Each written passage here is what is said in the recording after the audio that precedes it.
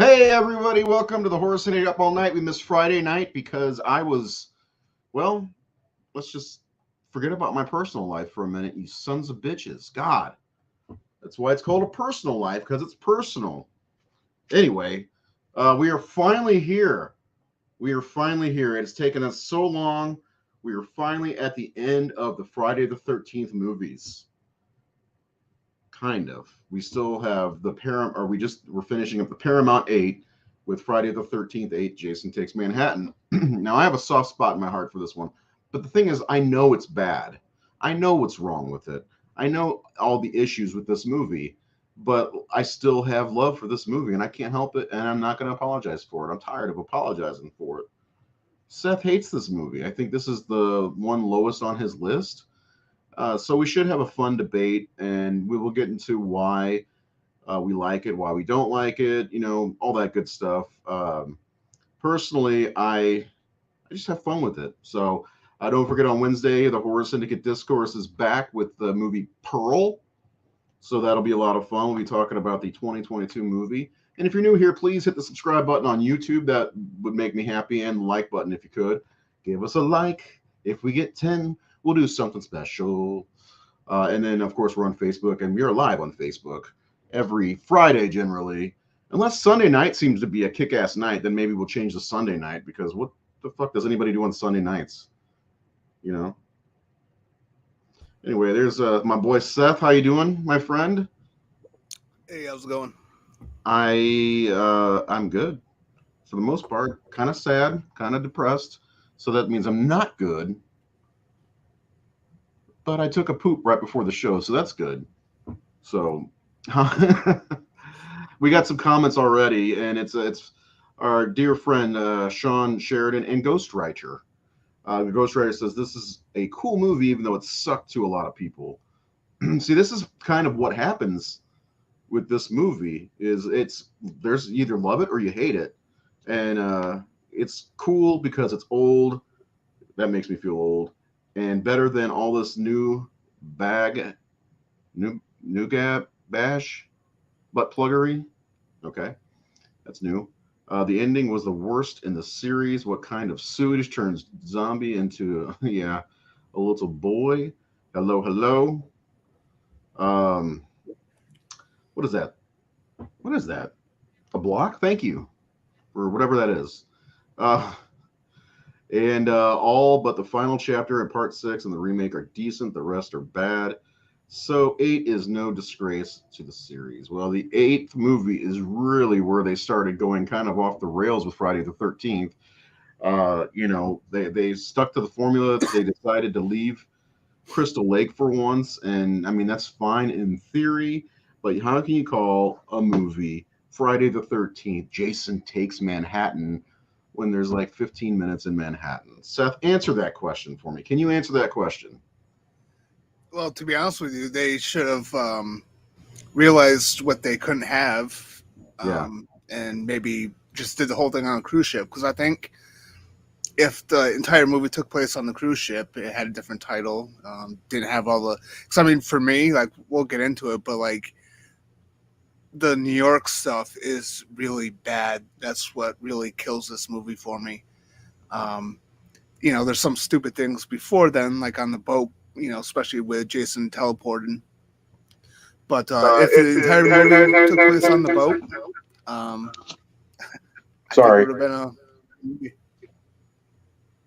Why did it put me right in? Sorry, that makes it better. Jesus. Okay, sorry. Go ahead. I was trying to add something from my phone to the thing, and all hell breaks loose. Go ahead, Seth. I mean, I said what I finished what I was saying. I thought it would have been better on the cruise ship the entire movie. Personally, yeah. Oop, Pearl. Oh. I'm having trouble today. It's like this is my first ever live podcast, so bear with me. This was my first Friday, so I didn't have perspective to know it wasn't good. I thought it was fine at the time, but I definitely prefer Jason Goes to Hell. Whoa, whoa, bold statements tonight. I remember liking at the time. I was 12. Yeah, see, I was 9 when this came out, and I've said it before. I had it on a tape with Dream Child and Nightmare on Elm Street 5, and then of course Revenge of Michael Myers. So I watched those, the '89 movies like on and repeat like constantly when I was younger. Um, but yeah, it's Vancouver, not I New didn't York. have that. I didn't have that nostalgia thing because Yeah, I and that's saw these when I was a teenager, and I saw them with the exception of like maybe the last half hour of part three and all of part six.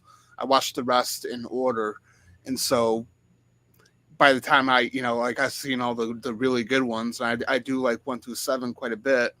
I mean, I like them all. I don't hate anyone in this series, to be honest with you. There's some I prefer way more than others, but I yeah. didn't have that nostalgia thing, and I noticed like a lot of people who've seen this either first or when they were younger, they're a lot more forgiving of it than I. And that's probably what it is with me. It was the Friday the 13th movie I had available to me. So I saw it quite a bit growing up, and then of course later on I got to see more and more, and of course we know which one's my favorite. Jason, lives, and really this one's a clear sign that the series is running out of steam, running out of ideas. I mean, because part 5, if you remember, the tagline or whatever, or the not the tagline, the undercover name or whatever is called, repetition. And that's basically what this series was for a long time. Is the same formulaic whatever for And years. and that's why this one had a lot of potential though with the Right. concept of it, especially if it was to take place entirely on the ship. Like it would have been a new setting. It would have been refreshing in that way. Um, Yeah. yeah. And I think the New York gimmick is what I think killed it. I think you're right. So there's a lot to take in when it comes to the ship itself anyway, because this is one of the smallest graduating classes of high school kids I've ever seen. And there's like 3 crew members on the boat completely, you know. There's a crazy Ralph type, there's a captain and his first mate. I think that's it, right? Yeah, that's all I can remember. Yeah, I know. So it's like, I mean, those are just kind of like logistical issues, I guess. But I like the stuff on the boat. You get to see different parts of the boat, different cabins, what the students are doing. The Hmm. girl who's trying to seduce the professor, Charles, Yeah. and and even that great boiler room scene with the girl, the punk rock girl. Um, I can't remember her name Oh now. yeah. Was it And she gets smashed with a JJ? flying J. Action value. Yeah, she's right. But I, I do are correct thing what you just said about how going to New York, especially since you can't. I mean, anybody who says, "Oh, I can tell that's not New York right away," like I didn't know they shot that in Vancouver till later on. Because they were just using back alleys and shit like that. So uh, I call bullshit on anybody who says they knew it wasn't New York, because they did shoot some of it in New York. They shot, Times Square and stuff like that. So we got some things that represented New York, and some fun moments too, like when Jason, tilts his head and sees the hockey mask. Is like, is that me? Which begs the question: has he seen himself in a mirror? Just saying. Um, but anyway, I always it yeah, it kind of. I mean, it's 2 trilogies. One's definitely better than the other.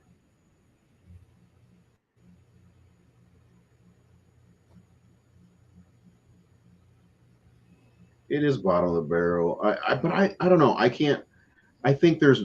I think Jason Takes Manhattan isn't as problematic as a movie like Jason Goes to Hell or Jason X. When they put Jason in space, that's that's the worst. You know, when they decide that he has a family connection that you know he needs to be killed by a woman, a Voorhees woman with that dagger, that Kandarian dagger, essentially. That's a problem. So anyway, let's talk about the story a little bit as we do. The story is pretty simple. These teenagers from Crystal Lake High or wherever are going to New York on a cruise ship. It's weird, first of all, that they're doing that, you know, because Crystal Lake is not connected to how it'd be Crystal River, so that's a problem, right? If it's connected to the ocean, and yeah, that's the first problem.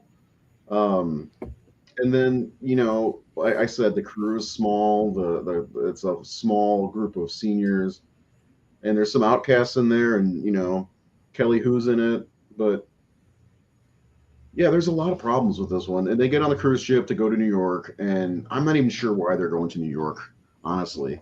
I guess it's just the senior trip, and it's just not great. The premise is really bad, in my opinion.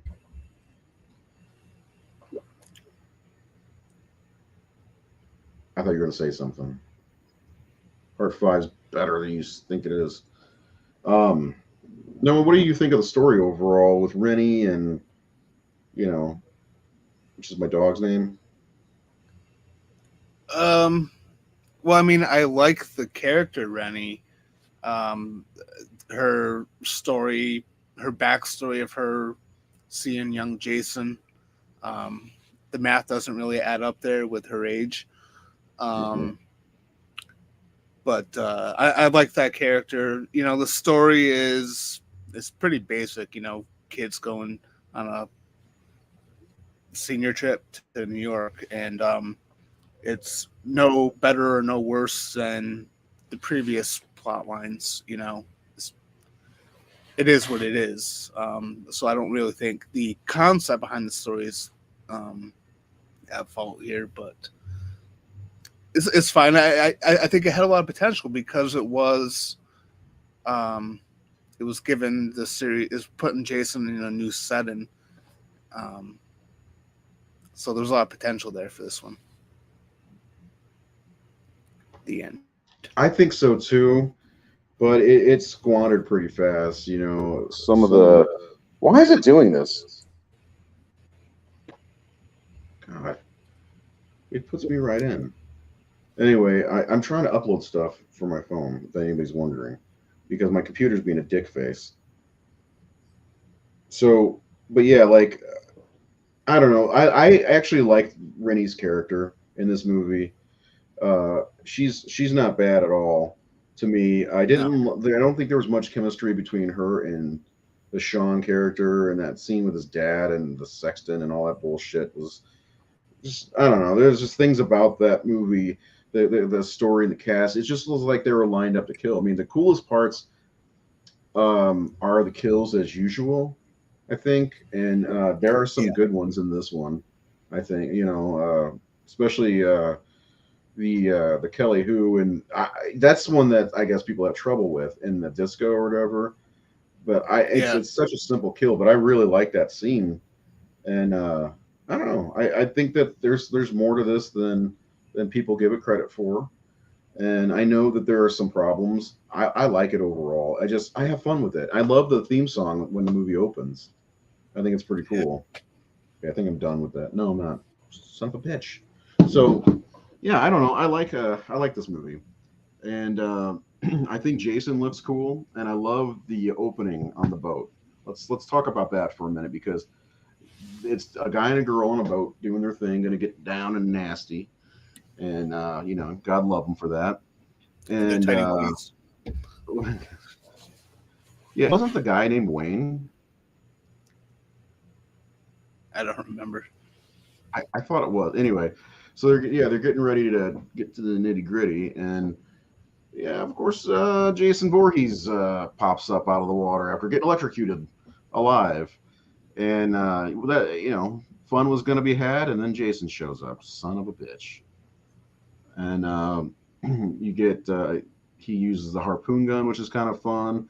That guy has a mask somehow to give Jason a new mask, which is great because this is the worst makeup of his favorite of the series underneath that mask, in my opinion. Well, I got a picture of it. I'll show everybody once we get there. I don't. I Worse like the than Jason opening for Goes this to Hell? one, huh? Worse than Jason Goes to Hell? I think it is. It's such I mean- amateur hour in this one. Yeah, I mean it's not great, but like in Jason Goes to Hell, he has like a head that's like shaped like a piece of popcorn. Well, but you never see under the mask in that. Yeah. Well, So no, like, because yeah, he I comes hate out his of the- head in Jason Goes to Hell, but I'm talking about his face, which is a Okay. face only a mother could love. But yeah, Jason Goes to Hell's head is bloated and fucking gross. Looks like something that needs to be popped, like a zit or something. But yeah, it's true. Oh my god.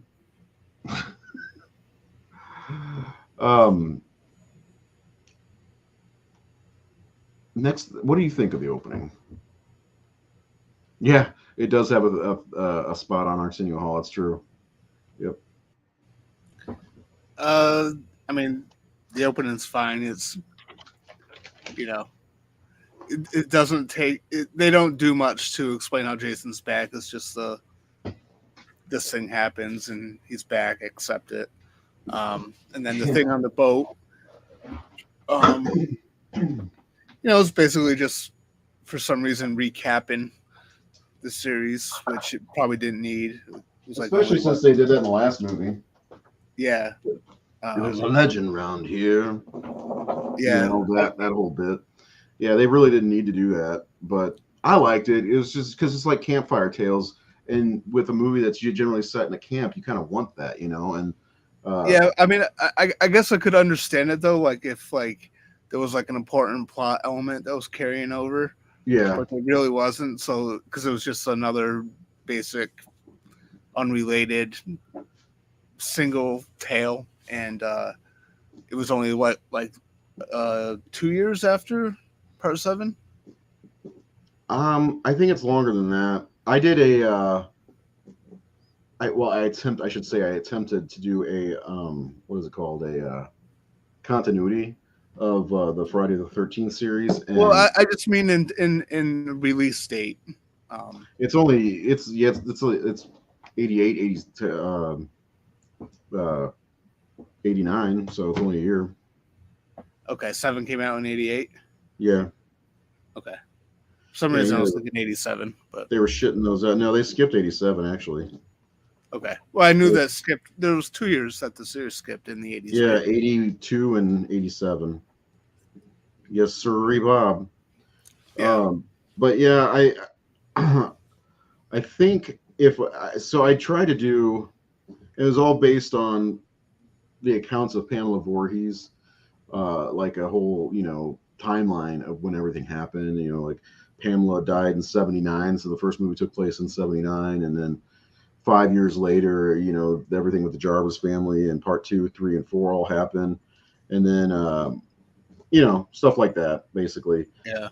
But it's weird because I think like part 6 takes place in like 1996 or something, based on this timeline, or 1995, and then part 8 takes place in like 2003 or 2004. And they are wearing the fashions of 2003. I will say that. No, they're not. Yeah. But I mean, the time that's probably one of the tougher things to like really dig into with Friday the 13th is figuring out the actual timeline. And this is just no different. Damn, our people are fucking kind. I'm tabulating the community score here because I tried to do that earlier, but my phone was being a dick. Everything's been a dick to me the last few days.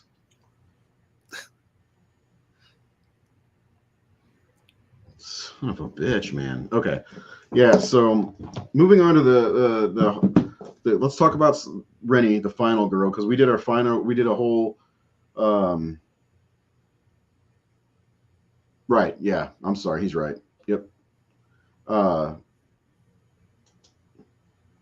yeah. I mean, that's all this series was about making money. What do you? Hold on. Are you guys intrigued? Yes.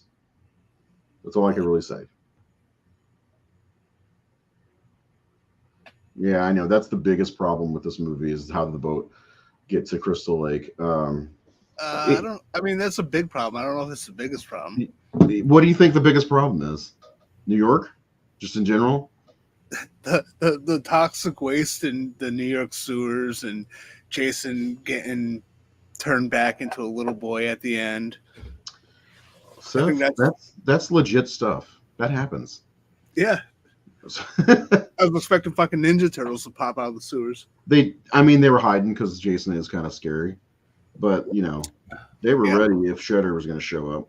But yeah, there's tons of problems with that. But that's the beginning problem. They would have never gotten to Manhattan if it would have just been, you know, like there's no way to get to Manhattan from a fucking lake. A lake is an enclosed body of water, you know. I know. So, it's a huge problem. I agree, but yeah.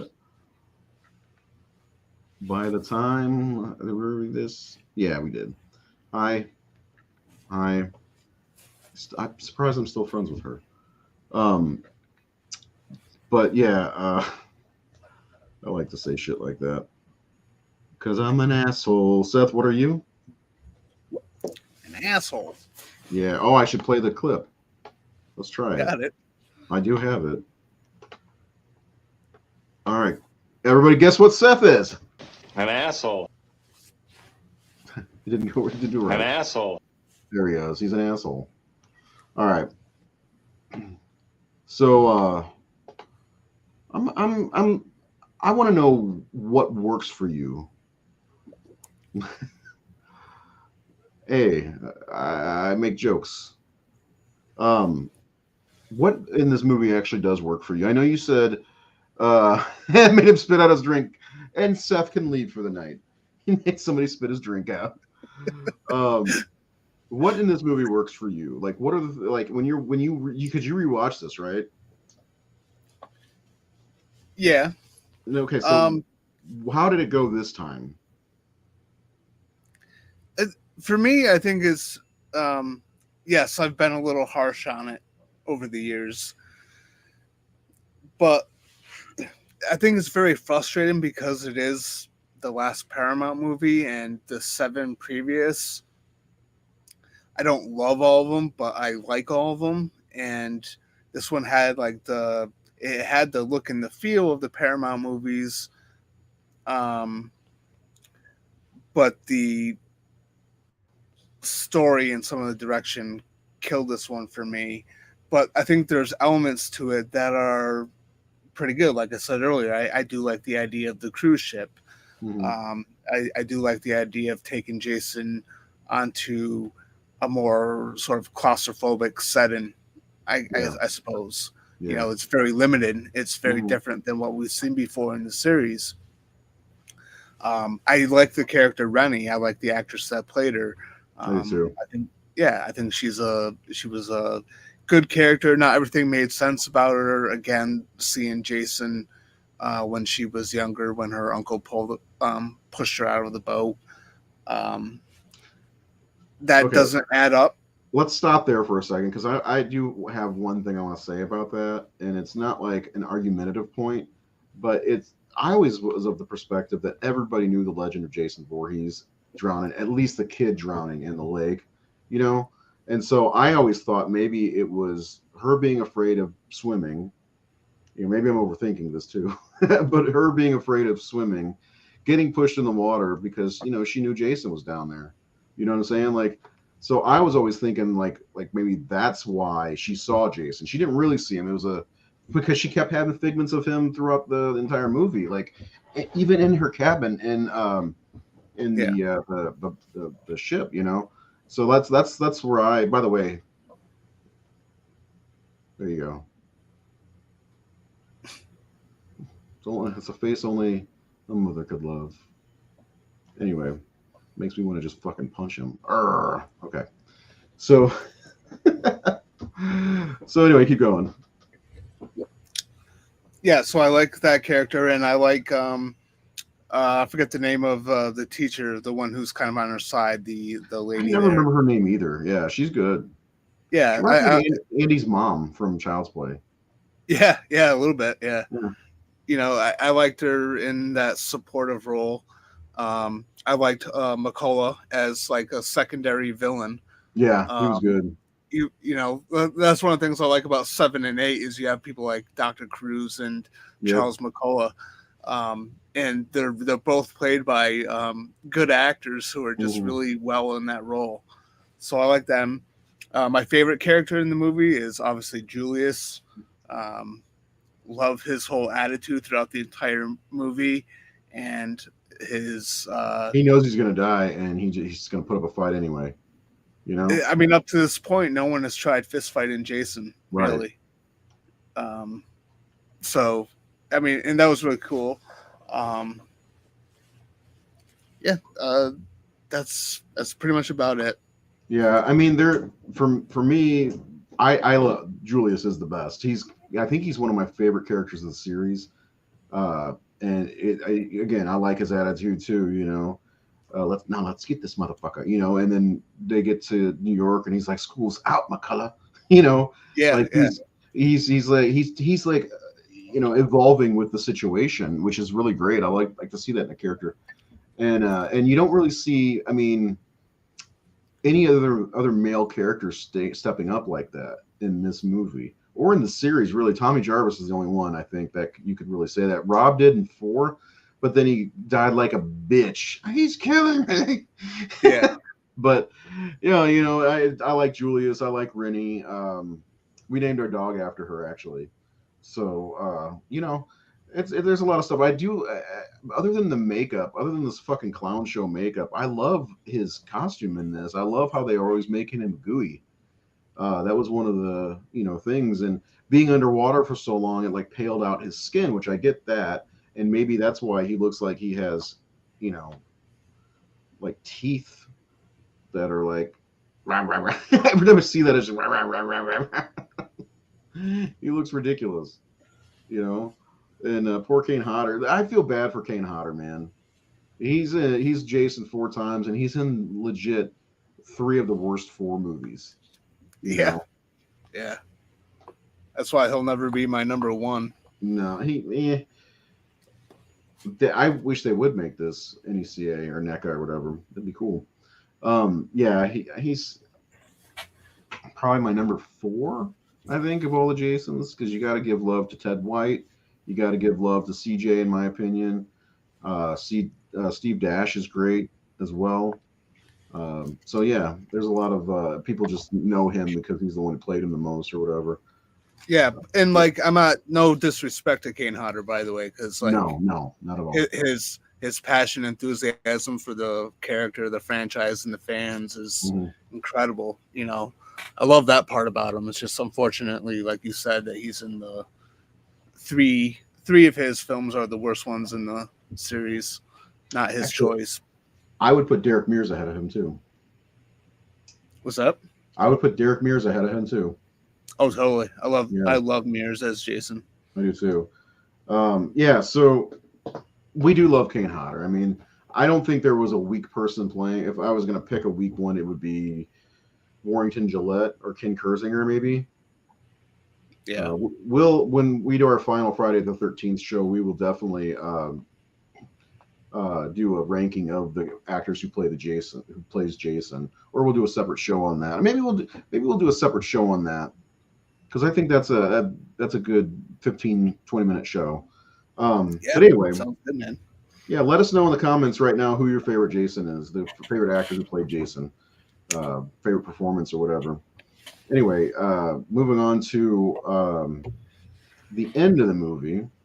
So I want to talk about the New York stuff a little bit, because I know you have beef with the New York stuff. And he gets to New York.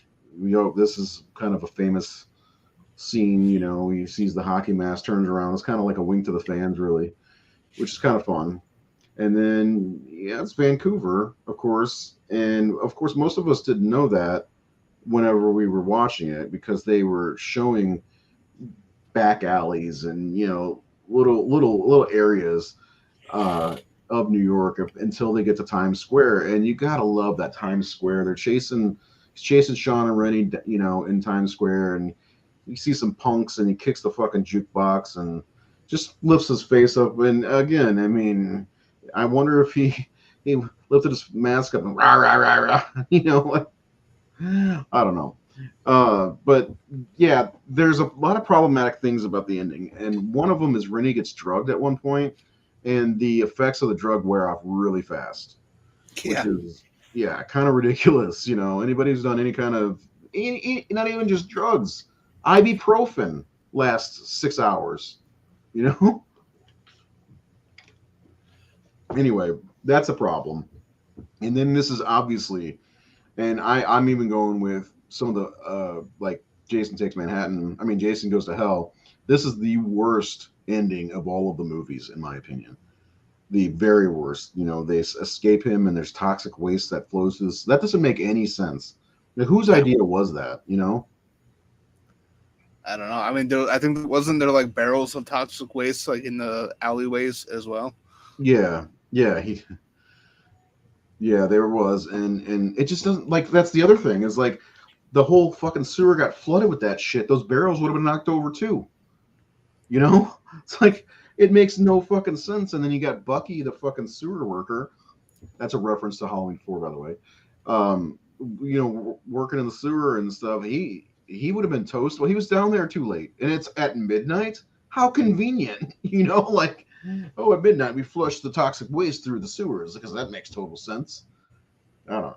Like that's a lot of toxic waste too.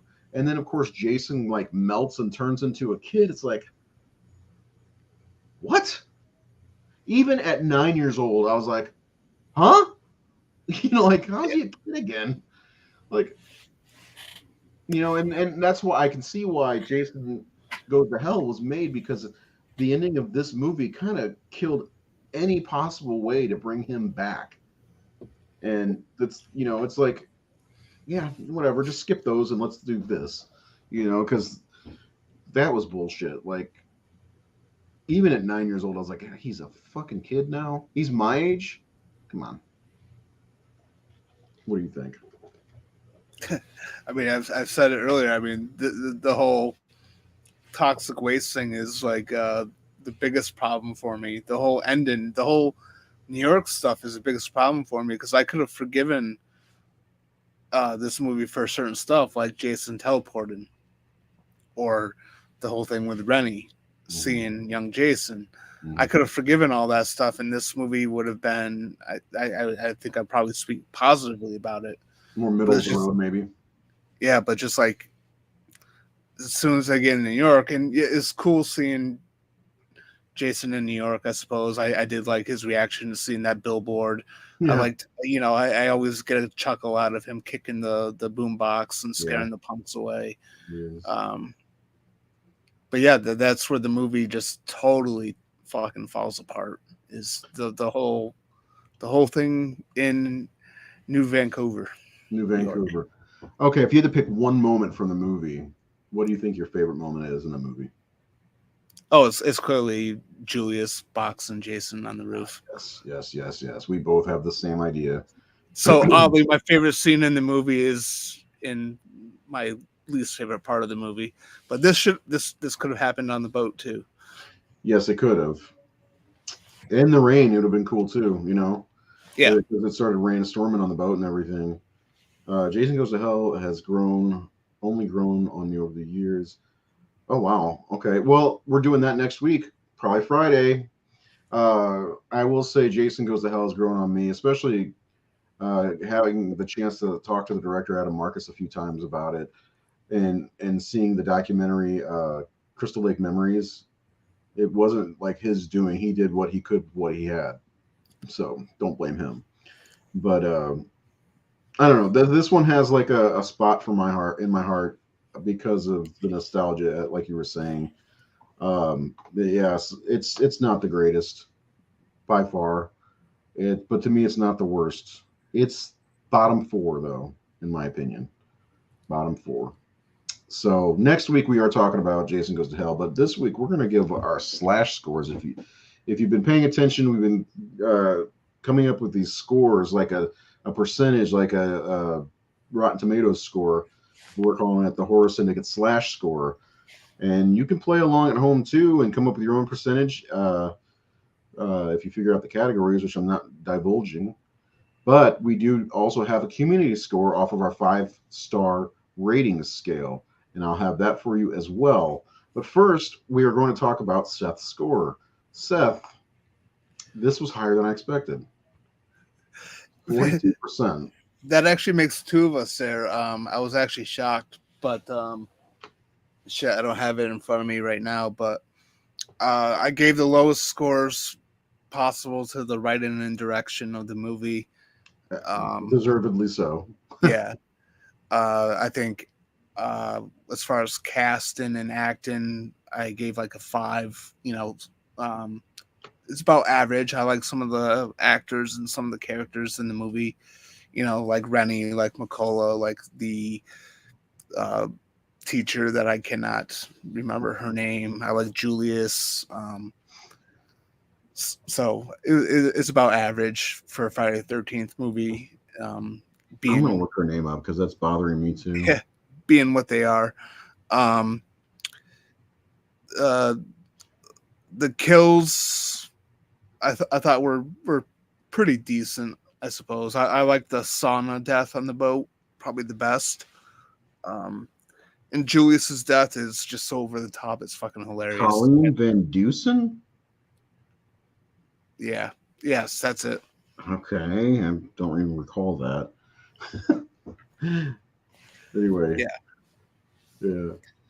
And then entertainment value, I had it as below average. There it is.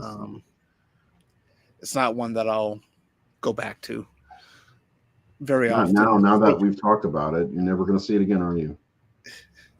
I probably will. Like I said, I don't hate any of these movies. I will watch them. Like the next time I do a marathon, I will watch Jason Takes Manhattan and the New Line Cinema ones.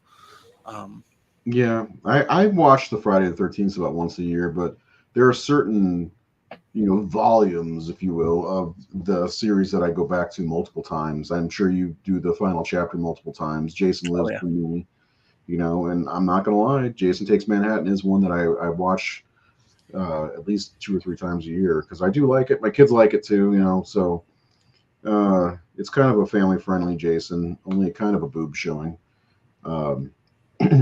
Is my one boob for the night. And for me, I give it a slightly higher score, which is rare for us. Usually my scores are way lower. I have a 49%. And, it's not great. It's about half for me, obviously. I like it, and I don't like it. And there's a lot kind of left to be desired with this movie. Like you said, New York's problematic. The ending's problematic. How they got out of the fucking lake is problematic. Were they even ever on the lake? Because it should have been the lake. And why is Jason all the way over there when that cabin was, there's a lot of issues with the way this movie works. And really, they should have just stuck on the boat, like you said. So between the two of us, for our final ranking video, when we do that, it's a 46% overall. So, not bad. I like being able to put our pictures together because we look just so cute. Anyway, so yeah, now the audience community score, I'm trying to call it community score because I put something up the other day, and I think it was at 68% at the time. It's risen since then, the community score. It's now at 70%. What are you guys thinking? Like, seriously. Out of 4,000 ratings, over 4,000 ratings, it has 1,500 5-star ratings. You guys are on crack. You guys are on that shit Rennie was on in the middle of the city. If you think, I'm not a big fan of giving things a 1-star rating. There are 408 of these. There probably should have been more. I know the other scores, and this is like in the middle of the road, which is kind of weird. So, really? Yeah, Jason Goes to Hell, 5, and X are all pretty low. Yeah, 5. I'm tired of seeing 5 in the bottom because it doesn't deserve to be there. One No. star. There you go. I got an extra 1 star. That won't even affect the score. That's the funny thing about it. Because I didn't put my vote in, and I gave it a 2, and I put my vote in. It didn't change the damn thing because there's 4,000 rankings or ratings, whatever. But we still like it. There are some movies up right now, like Demon Wind, which is an awful movie, which I think is on Shudder. If you want to watch that, it's like demons farting. It's not at all. No, I tell you, I don't think any of the Friday the 13th movies really deserve a 5-star rating. That's me though. I would give my favorite a 4. Anyway, next week, like I said, like I alluded to, we are doing a Jason Goes to Hell, the final Friday. So that'll be fun. Again, curious to see what Seth's score comes up to. I know what mine is. I'm not going to divulge it until next week, but I'm looking forward to talking about that. The only one I'm really not excited about is Jason X.